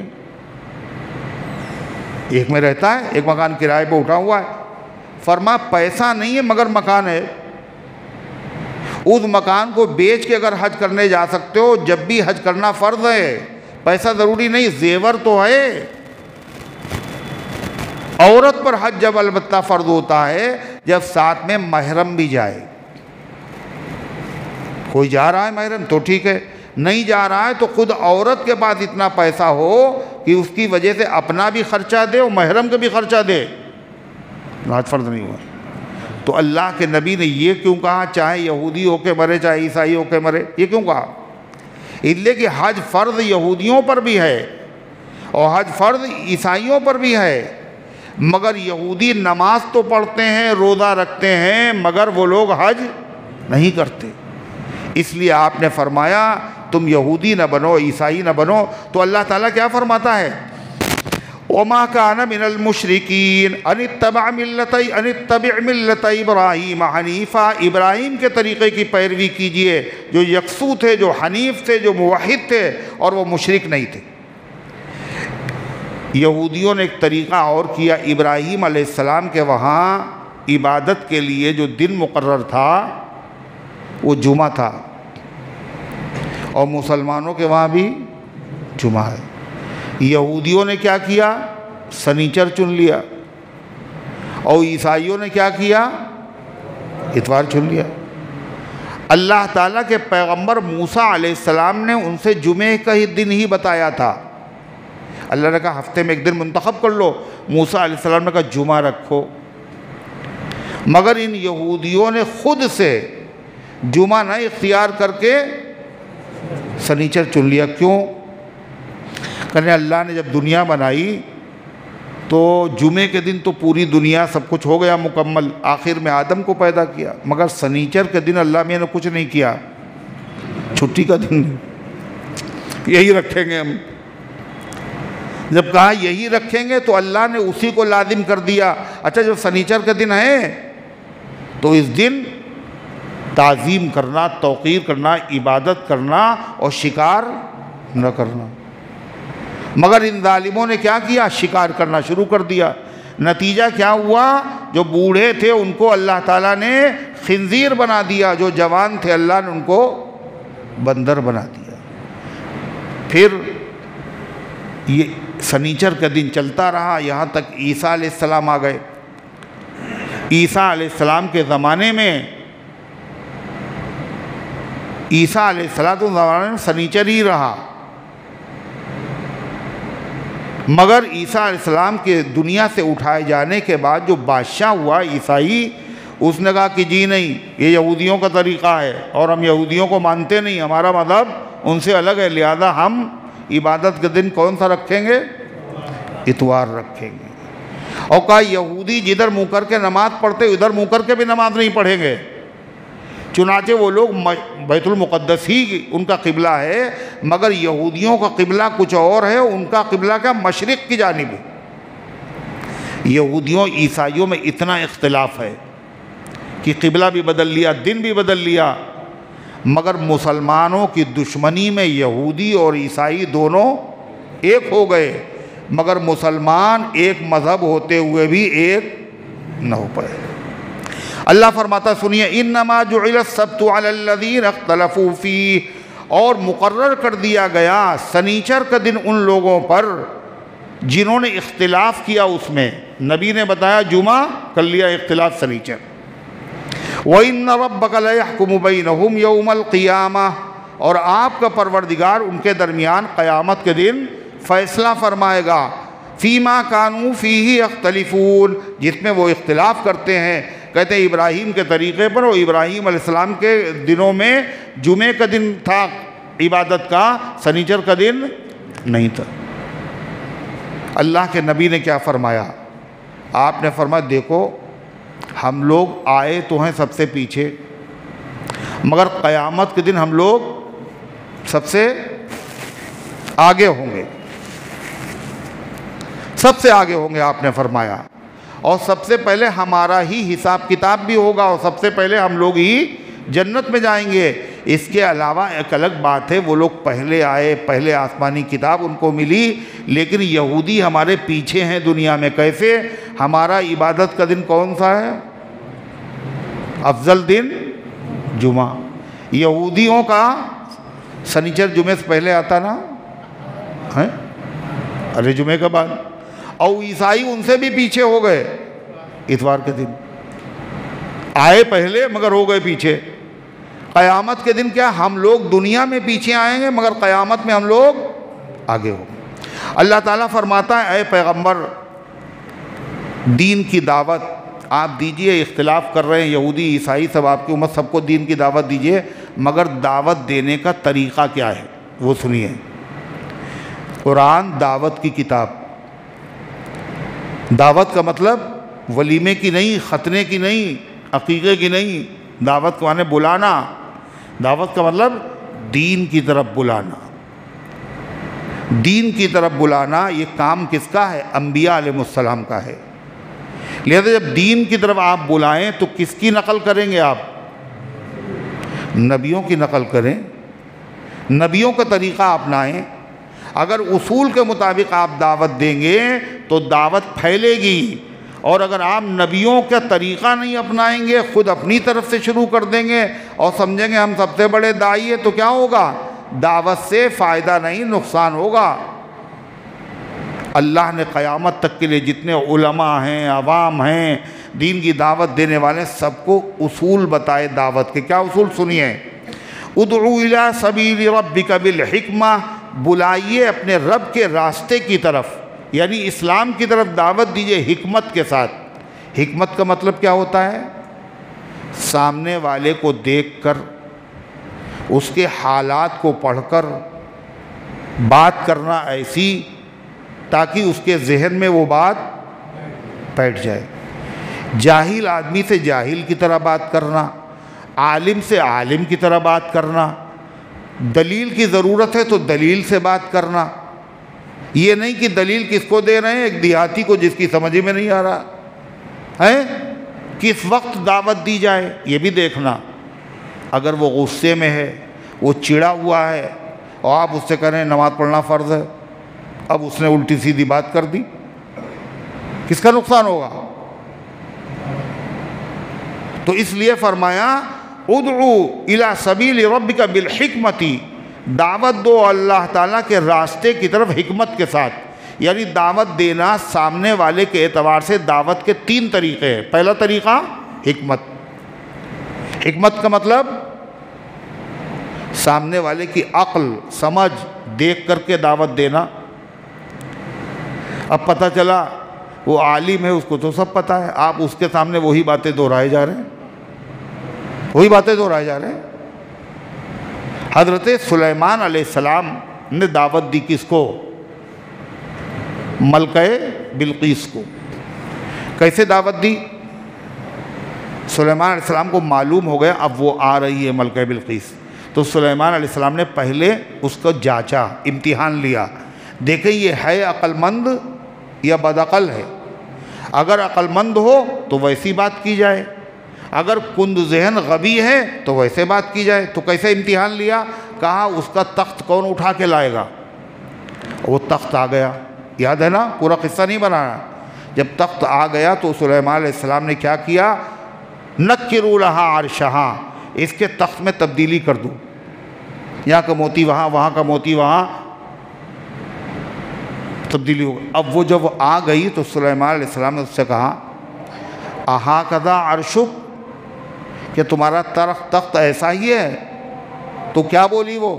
کأنہ ہو، گویا کہ یہ وہی ہے۔ یہ نہیں کہا وہی ہے، نہ انکار کیا وہ نہیں ہے، اس نے کہا گویا کہ یہ وہی ہے، یعنی وہ بھی لگ رہا ہے اور کچھ تھوڑا سا بدلا ہوا بھی لگ رہا ہے۔ اس سے اندازہ ہو گیا یہ عورت ذہین ہے۔ دوسرا امتحان کیسے لیا؟ دعوت دینے کا، اب دعوت دے رہے اس کو، کیسے دے رہے؟ جب وہ آئی تو جس محل میں قیام تھا اس کے سامنے فرش بنوایا، نیچے پانی بھرا، فرش شیشے کا، اتنا صاف شیشہ لگا ہوا تھا دور سے آدمی کو پتہ چلے کہ پانی ہے، شیشہ نہیں ہے۔ اب اس کے بعد اس سے کہا ادخل الصرح، محل میں چلو۔ تو اس نے سوچا کہ یہ تو پانی ہے، پیچے بھیج جائیں گے۔ فکشفت عن ساقیہا، اس نے اپنی پنڈلیاں کھولی، اپنے پیچے چڑھائے۔ جیسے ہی چڑھائے تو سلیمان علیہ السلام نے کہا انہ صرح ممرد من قواریر، یہ پانی نہیں ہے، شیشے کا بنا ہوا فرش ہے۔ بس دعوت ہو گئی، دین کی دعوت پہنچ گئی۔ اس نے کیا کہا؟ ظلمت نفسی وانی اسلمت مع سلیمان للہ رب العالمین، میں سلیمان کے خدا کی فرما بردار ہو گئی، میں مسلمان ہو گئی۔ کوئی دعوت دی انہوں نے؟ بظاہر کوئی دعوت نہیں دی۔ کیسے مسلمان ہو گئی؟ دین کی دعوت کیسے دی؟ وہ عقل مند ہو گئی، وہ سمجھ بھی گئی۔ کیا سلیمان یہ بتانا چاہتے ہیں جیسے فرش کے اور شیشے کے اور پانی کے پہچاننے میں تم سے غلطی ہوئی ہے، ایسے خدا کو پہچاننے میں تم سے غلطی ہوئی ہے۔ تم نے سورج کو چمکتے ہوئے دیکھا اور اس کو خدا سمجھ لیا ہے، وہ بھی سمجھ گئی واقعی غلطی ہو گئی۔ تو قرآن کیا کہتا ہے؟ ادعو الی سبیل ربک بالحکمت، لوگوں کو دعوت دو اپنے پروردگار کے دین کی طرف حکمت کے ساتھ، والموعظۃ الحسنۃ، اور اچھی نصیحت کے ساتھ۔ جب نصیحت کرو تو اچھا انداز ہو، یہ نہیں کہ ذلیل کر رہے، اکیلے میں بلا کے، سامنے کہیں گے تو ہو سکتا ذلیل ہو جائے، اکیلے میں بلائے۔ حضرت مولانا ابرار الحق صاحب رحمۃ اللہ علیہ، ان کے پاس ایک صاحب گئے، ان کا پائجامہ جو تھا وہ گٹوں سے نیچے لٹک رہا تھا، تو جب ان سے گلے ملے تو ان کے کان میں کہا کہ آپ اپنا پائجامہ اونچا کر لیجیے۔ کان میں کہا انہوں نے اپنے اونچا کر لیا، سب کے سامنے نہیں کہا۔ شاہ عبد القادر رحمۃ اللہ علیہ نے کیا دیکھا؟ ایک آدمی کو ایسے ہی پائجامہ نیچے لٹکا ہوا، کہنے بیٹے یہاں آؤ۔ حدیث میں جس کا پائجامہ نیچے لٹکے وہ جہنم میں جائے گا، بخاری کی حدیث ہے۔ اور بیٹا میں بوڑھا ہوں، میں دیکھ نہیں پاتا ہوں، ذرا تم دیکھو، مجھے ڈر لگا رہتا ہے، میرا پائجامہ گٹے سے نیچے تو نہیں ہے۔ اس نے کہا آپ کا کیوں ہوتا؟ میرا ہے۔ قدموں پہ گر پڑا۔ حضرت حسن اور حسین رضی اللہ عنہما بچے ہیں، ایک بدو آ گیا، وضو کر رہا ہے، اب وضو کا طریقہ نہیں معلوم اس کو، پہلے ہاتھ دھونا چاہیے، وہ اپنے کلی کر رہا ہے، کہیں ناک میں پانی ڈال رہا ہے، کہیں چہرہ، کہیں کچھ۔ تو ہم لوگوں کو بچے ہوتے تو ہنستے و مذاق اڑاتے، مگر حسن و حسین نے کیا سوچا اس کو پتہ نہیں ہے، اس کو بتا بھی دیں اور برا بھی نہ لگے، تو کیسے بتایا؟ کہلے دیکھو بھائی ہم تو بچے ہیں اور ہمیں طریقہ پتہ نہیں ہے، آپ چچا میاں آپ دیکھ لیجئے، ہمارا وضو چیک کر لیجئے، اگر غلطی ہو تو بتا دینا۔ اب دونوں نے جو وضو کیا انہوں نے دیکھا بڑے میاں نے، کہلے بھتیجو تم ہی صحیح ہو اور ہم ہی کو نہیں آتا تھا وہ۔ قرآن کیا کہہ رہا ہے؟ ادعو الی سبیل ربک بالحکمۃ والموعظۃ الحسنہ، لوگوں کو دین کی طرف دعوت دو، کیسے؟ حکمت کے ساتھ، والموعظۃ الحسنہ، اور اچھی نصیحت کے ساتھ۔ ان میں ایک انداز کیا ہونا چاہیے؟ نرمی بھی ہو۔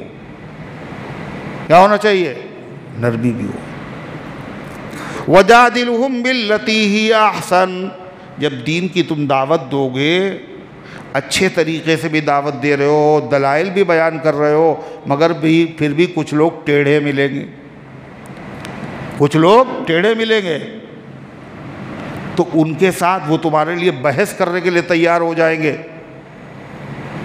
تو اگر بحث کی ضرورت پڑے تو بحث بھی کرنا، مناظرے کی ضرورت پڑے تو مناظرہ بھی کرنا، مگر مناظرہ اور بحث کی جب ضرورت پڑے تب کرنا، اور کیسے کرنا؟ اچھے طریقے سے کرنا۔ وَجَادِلْهُمْ بِالَّتِي هِيَ أَحْسَنُ، اور ان سے بحث کرنا اس طریقے سے جو اچھا ہے۔ کیا اچھا ہے؟ آج کل جب آدمی بحث کرتا ہے تو کیا چاہتا ہے؟ ہم اس کے اوپر چڑھ جائیں، بس بات ہماری صحیح ہو یا غلط ہو، وہ ہار جائے ہم جیت جائیں۔ یہ نہیں ہونا چاہیے۔ اس کی پگڑی نہ اچھالو، اس کو ذلیل نہ کرو، اس کو برا بھلا نہ کہو۔ حضرت مولانا عبدالشکور صاحب رحمۃ اللہ علیہ مناظرے کرتے تھے تو کیا کرتے تھے؟ سامنے کون ہے ان کے؟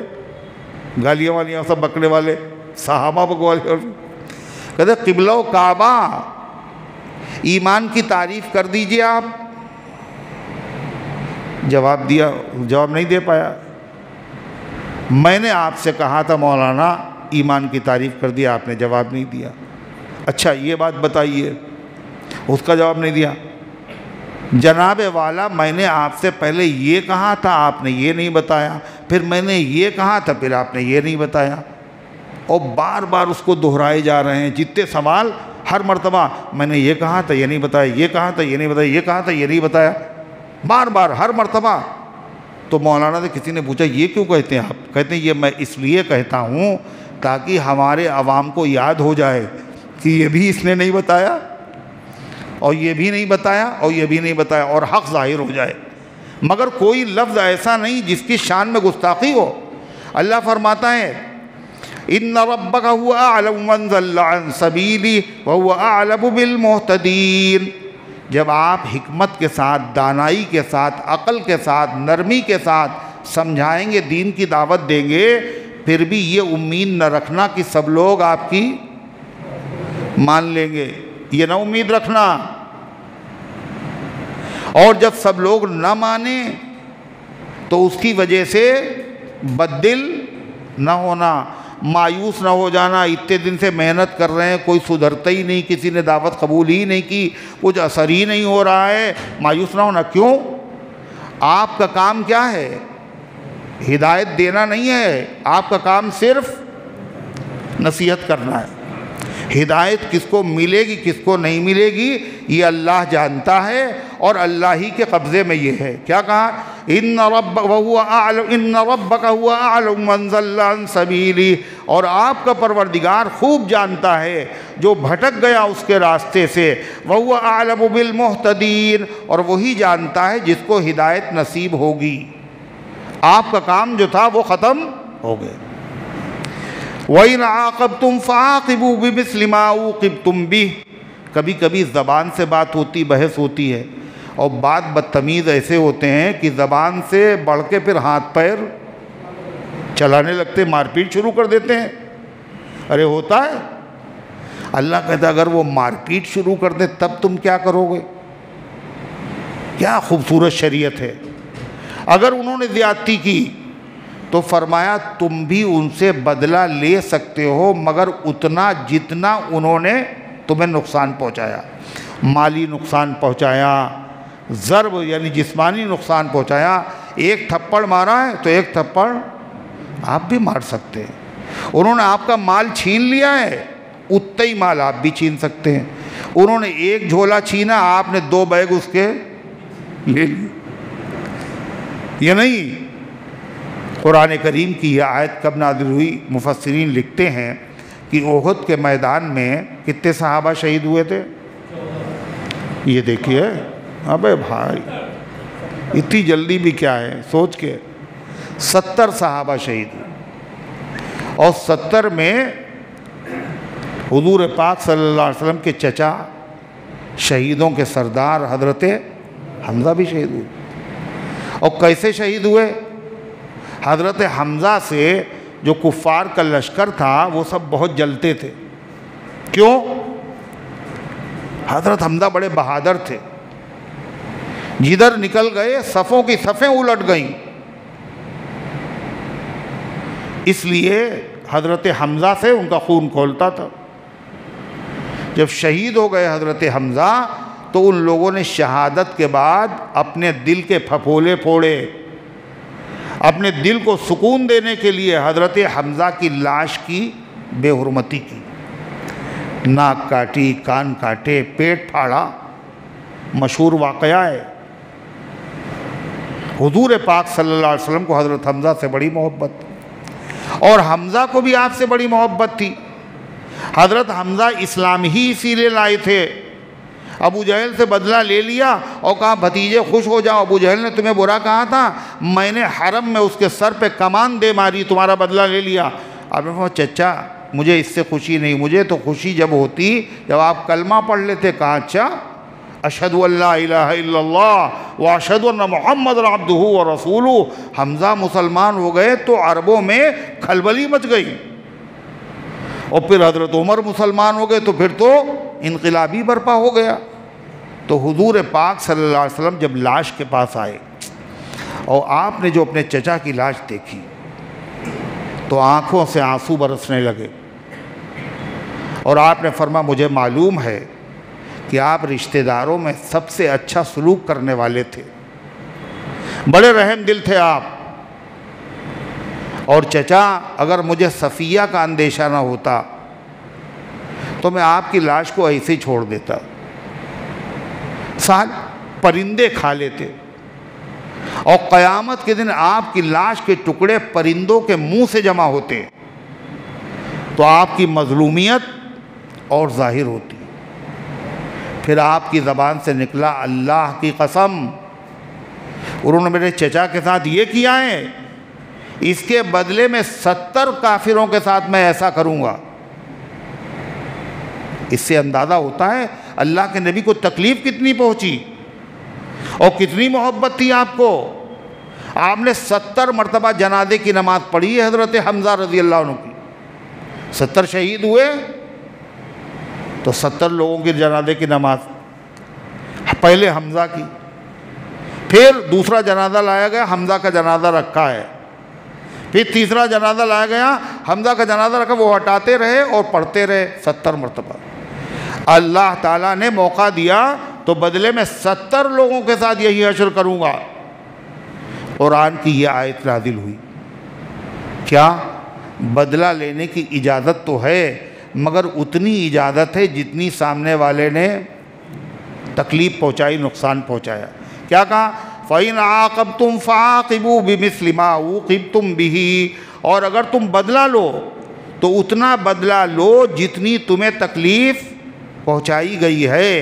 وَلَئِنْ صَبَرْتُمْ لَهُوَ خَيْرٌ لِلصَّابِرِينَ، اور اگر بالکل بدلہ نہ لو، صبر کر لو، تو یہ صبر اچھا ہے صبر کرنے والوں کے لیے۔ وَلَئِنْ صَبَرْتُمْ، اگر تم صبر کر لو یعنی بدلہ نہ لو، لَهُوَ خَيْرٌ لِلصَّابِرِينَ، تو صبر کرنے والوں کے لیے صبر کرنا بہت اچھا، اس کا سامنے والے پہ بڑا اثر پڑے گا۔ بعض روایات میں آتا کچھ صحابہ ایمان لائے، وہ بڑے طاقتور صحابہ تھے، تو اسلام نے دونوں آپشن رکھے۔ بعض لوگوں کو جب تک بدلہ نہ لیں سکون نہیں ملتا، اسلام نے کہا بدلہ لینا چاہتے ہو تو لے لو، مگر اتنا لینا، لیکن اس سے اعلیٰ اخلاق تمہارے ہونا چاہیے۔ وہ کیا ہے؟ بالکل بدلہ نہ لو، معاف کر دو۔ اس سے اگر سامنے والا کیا ہے، اس کا ضمیر مردہ نہیں ہے، لوگوں پہ بھی اثر ہوگا اور سامنے والے پر بھی بولو اثر ہوگا۔ ملو یوں دشمنوں سے، یوں نبھاؤ دشمنی دانش، کہ پچھتایا کرے دل میں وہ اپنے دشمنی کر کے۔ ارے ہم نے بھی کس سے دشمنی کی ہے؟ اتنا بڑا آدمی، اتنا بڑا آدمی۔ اللہ تعالیٰ فرماتا ہے وَاصْبِرْ، سب کے لیے تو دونوں کی اجازت ہے، بدلہ لو تو برابر کا، معاف کر دو تو زیادہ اچھا۔ مگر اللہ کہہ رہا اے میرے محبوب، آپ رحمت للعالمین ہیں، آپ کے لیے صرف ایک ہی شکل ہے بس، کیا؟ آپ بدلہ نہ لیجئے، آپ بہت بڑے آدمی ہیں۔ اللہ کتنا بڑا ہے، سب سے بڑا ہے، وہ معاف کرتا رہتا ہے، بدلہ لے سکتا ہے، معاف کرتا ہے۔ آپ بھی بدلہ نہ لیجئے، معاف کرتے رہیے۔ طائف میں آپ بدلہ لے سکتے تھے، پتھروں کا کاہے سے، پہاڑوں سے بدلہ لے سکتے تھے، مگر آپ نے سب کو معاف کیا نہیں کیا۔ جب آپ مکہ فتح ہوا تو وہ سارے کے سارے مجرم جنہوں نے گردن میں چادر کے پھندے لگائے، سمیہ کی ٹانگیں چیری، بلال کو گھسیٹا، سارے مجرم کھڑے ہوئے تھے اور سر جھکائے ہوئے تھے۔ 10,000 صحابہ کے ساتھ آپ داخل ہوئے۔ آپ نے ان سے پوچھا کیا امید ہے مجھ سے تمہیں؟ تو سب بولے ارے ہم تو جو ہم ہیں وہ تو ہیں، مگر آپ سے تو ہمیں بھلائی کی امید ہے۔ آپ شریف آدمی ہیں، شریف بھائی کے بیٹے ہیں۔ آپ نے فرمایا آج میں تم سے وہی کہوں گا جو یوسف علیہ السلام نے جیل میں اور کنویں میں ڈالنے والے بھائیوں سے کہا تھا جب وہ بادشاہ بن گئے، اذهبوا انتم الطلقاء، جاؤ تم سب کے سب آزاد ہو، آج تمہارے اوپر کوئی ملامت بھی نہیں ہے۔ نتیجہ کیا ہوا؟ سارے لوگ مسلمان ہو گئے نہیں ہو گئے؟ اللہ فرماتا وَاصْبِرْ، اور آپ صبر کیجئے، بدلہ نہ لیجئے۔ مگر صبر کرنا یہ آسان کام، بہت مشکل کام ہے۔ یہ صبر کر نہیں سکتا کوئی جب تک اللہ توفیق نہ دے۔ آپ نے جو صبر کیا ہے آپ کی شان کے لائق ہے، یہ بھی اللہ کی توفیق سے کیا۔ وَمَا صَبْرُكَ إِلَّا بِاللَّهِ، اور آپ کو جو صبر ہے یہ بھی اللہ کی توفیق سے ہے۔ وَلَا تَحْزَنْ عَلَيْهِمْ وَلَا تَكُ فِي ضَيْقٍ مِّمَّا يَمْكُرُونَ، اے پیغمبر ان پر غم نہ کیجئے۔ کس پر؟ اتنی کوشش محنت کر رہے ہیں، صاف صاف سمجھا رہے ہیں، کسی طرح اسلام نہیں لا رہے ہیں، ان کے اسلام نہ لانے پر غم نہ کیجئے۔ یہ کافر جو ستا رہے ہیں، اذیت پہنچا رہے ہیں، پریشان کر رہے ہیں، سازشیں کر رہے ہیں اسلام کے خلاف، مسلمانوں کے خلاف، کل بھی کر رہے تھے اور آج بھی کر رہے ہیں۔ اللہ فرماتا ہے فَلَا تَكُ فِي ضَيْقٍ مِّمَّا يَمْكُرُونَ، آپ تنگ دل نہ ہوئیے ان سازشوں کی وجہ سے جو یہ لوگ کر رہے ہیں۔ اللہ آپ کے ساتھ ہے، ان کی سازشیں رائگاں ہو جائیں گی، اللہ آپ کی حفاظت فرمائے گا۔ پھر اللہ کہتا صرف آپ کی حفاظت نہیں، جو بھی آپ کے راستے پر چلے گا اللہ کی مدد اس کے ساتھ ہو۔ دشمنوں کی تدبیریں اور ان کی سازشیں ناکام ہو جائیں گی۔ کیوں؟ اللہ کی مدد جس کے ساتھ ہو، پورا زمانہ اس کے خلاف اگر کھڑا ہو جائے، جب بھی اس کو نقصان، کیا وہ دو چیزیں ہیں؟ اسی پر قرآن کی یہ سورت ختم ہو رہی ہے، 14واں پارہ۔ ان اللہ مع الذین اتقوا والذین هم محسنون، بے شک اللہ ان لوگوں کے ساتھ ہے جو تقوی اختیار کرے، یعنی بدلہ لے سکتے ہیں، موقع ہے، مگر اللہ سے ڈرے۔ اللہ نے منع کیا ہے، کوئی دیکھ رہا ہو نہ دیکھ رہا ہو، اللہ دیکھ رہا ہے۔ جو لوگ ڈرے اللہ سے، جس اللہ نے جن چیزوں سے منع کیا ہے ان سے بچتے رہیں، چاہے جنگ کا میدان ہو، چاہے گھر ہو۔ والذین هم محسنون، اور وہ لوگ جو نیکی کرتے ہیں، جن چیزوں کا حکم ہے ان کو کرتے رہو، جن چیزوں سے منع کیا ان سے بچتے رہو، تو تمہارے ساتھ اللہ کی مدد ہوگی۔ اور جس کے ساتھ اللہ کی مدد ہوگی، پورا زمانہ، پوری دنیا اس کے خلاف امٹ کر کے آ جائے، اس کا بال بیکا نہیں کر سکتے۔ آپ کو پتہ ہے کئی مہینے ہو گئے فلسطین میں؟ کتنے دن ہو گئے؟ 7 اکتوبر، سال ہی بھر ہوا ابھی، 7 اکتوبر سے اکتوبر نکل گیا، اب چل رہا ہے یہ मई का महीना, इतनी बड़ी ताकत, सारी दुनिया की बातिल ताकतें इकट्ठा हैं, मगर वो अपनी जगह के ऊपर जमे हुए हैं, साबित कदम हैं। खाना भी नहीं पहुंच रहा, पानी भी नहीं पहुंच रहा है। इन हालात में उनका साबित कदम रहना ये क्या है? और बाल का बेखा ना होना, नुकसान होते, शहीद होते हैं, वो शहादत नुकसान नहीं है। तो सलामत दुनिया हैरत में है, क्या चीज़ है। इन हालात में तदबीरें, साजिशें में यहूदियों की चल रही हैं। यहूदियों ने क्या साजिश की? बजाय मर्द सिपाहियों के औरतों को भेजा लड़ने के लिए, फ़लस्तीनियों से, मुजाहिदीन से औरतों को भेजा। और औरतों को भी कैसे भेजा? फ़लस्तीनी औरतों का कपड़ा पहनाकर, ताकि फ़लस्तीनी लोग इनको रोके नहीं और ये वहाँ पहुँच जाएं जहाँ हमारे कैदी छुपे हुए हैं। इस तरह ये औरतें कैदियों को पता लगा लेंगी और बाकायदा पूरी तरबियत उनको दी गई, ट्रेनिंग दी गई। फुला फुला आदमी है, वो ज़िम्मेदार है इन कैदियों का, वो उसको ख़त्म करना, उसको मारना है। ये लोग वहाँ पहुँचे, सुरंग तक भी पहुँच गई, मगर एक कैदी भी उनको मिला नहीं, नाकामी के साथ वापस आई। जिसको मारना चाहती थी उसको मार भी नहीं पाई। आप बताइए कितनी ख़तरनाक तदबीर, कितनी ख़तरनाक साजिश। जंग का मैदान, वो लोग अगर चाहते, मर्द जो आते हैं लड़ने के लिए और जब उनकी सुरंगों के पास आते हैं तो उनको धमाके से उड़ा देते हैं। इन औरतों को पहचान लिया उन्होंने, इनको भी धमाकों से उड़ा सकते थे, इनकी लाशें और ताबूत वहाँ से वापस जाते, मगर इसके बावजूद एक औरत को भी उन्होंने मारा नहीं। क्यों? अल्लाह ताला के नबी का यही हुक्म है, जंग के मैदान में भी औरतों पर हाथ न उठाना। ये क्या है? अल्लाह से डरो, जंग का मौका है, गुस्सा भी है। कितने लोग तबाह कर दिए, कितने मजलूम हो गए, कितने बच्चे शहीद हुए, औरतों की तादाद ज़्यादा शहीद होने वालों की है। फिर भी ऐसे मौक़े पर आदमी बेकाबू हो जाता है। अब तो घर पे आए हैं, हमारे नुकसान पहुंचाने आए, इनको तो मारने का हक़ बनता है। ऐसे मौके पर भी तक़वा इख्तियार करना और नबी के तरीक़े पर चलना कि ये औरतें हैं, इन पे हाथ उठाने से मना किया है। एक ख़ातून थी, वो मैदान जंग में आई और मर्दों को जो है आगे बढ़ा नहीं, पीछे बढ़ा नहीं। अल्लाह के नबी का ज़माना था। एक सहाबी ने देखा वो मर्दाना लिबास पहने हुए हैं, उनका नाम था हज़रत अबू दुजाना। हुजूर ने उनको तलवार दी थी और नसीहत की थी किसी कमज़ोर पर, किसी बच्चे पर, किसी औरत पर न उठाना। उन्होंने देखा एक आदमी है, डायरेक्शन दे रहा है, यही लड़ा रहा है। पहुँचे, इसी के 2 टुकड़े कर दिए। करीब पहुँचे, उसने कहा मैं हिंदा हूँ, मैं औरत हूँ। फ़ौरन तलवार हटा ली। आयन मौके के ऊपर जो सहाबा ने किया वही याद ताज़ा कर दी। इन अल्लाह के नबी के ग़ुलामों ने कैसे मुत्तकी है और उनके साथ है अल्लाह की मदद। अल्लाह की मदद न होती तो इतनी बड़ी ताकत के मुकाबले में 1 घंटे चंद दिन से ज़्यादा आदमी टिक नहीं सकता था।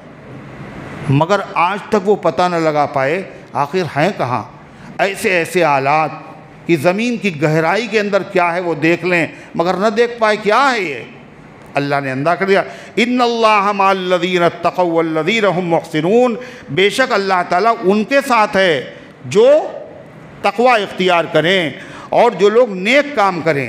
चुनाचे अल्लाह ताला मूसा अलैहिस्सलाम के साथ था, फ़िरऔन पीछे, आगे समंदर। अल्लाह ताला नबी के साथ था, कब? गार सौर में। इन्नल्लाह माना, अबू बकर हम 2 अकेले नहीं हैं, हमारे साथ अल्लाह है। क्या हुआ कि अल्लाह ने कैसे उनकी हिफाजत की? मकड़ी का एक जाला देख करके वापस चले गए।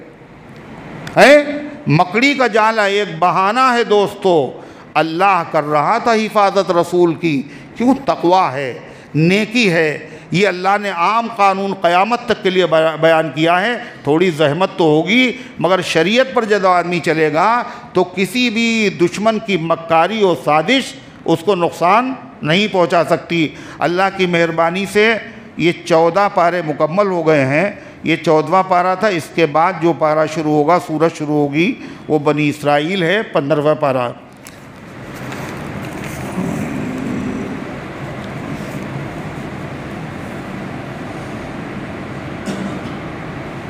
یہ کیا لکھا ہوا ہے؟ زکریا 6 سال کا ہے، اللہ سے دعا کر دیجئے اس کے بخار نہیں جا رہا ہے۔ اللہ تعالیٰ زکریا کو شفا عطا فرمائے، اور امت کے جتنے بیمار ہیں اللہ ان سب کو شفا عطا فرمائے۔ حضرت مولانا عبدالعلیم صاحب فاروقی رحمۃ اللہ علیہ کی اہلیہ مولانا عبدالباری فاروقی کی والدہ بیمار ہیں، ان کا آپریشن ہوا ہے، تو دعا فرمائیں اللہ ان کو شفا عطا فرمائے۔ محمد شعیب کی والدہ، ان کی طبیعت خراب ہے بہت دنوں سے، دعا فرمائے اللہ تعالیٰ ان کو شفا عطا فرمائے۔ یہ بھائی ہندی میں نہ لکھا کرو، اس کو پڑھنے میں دیر لگتی ہے۔ کیا ہے لکھا دیکھو،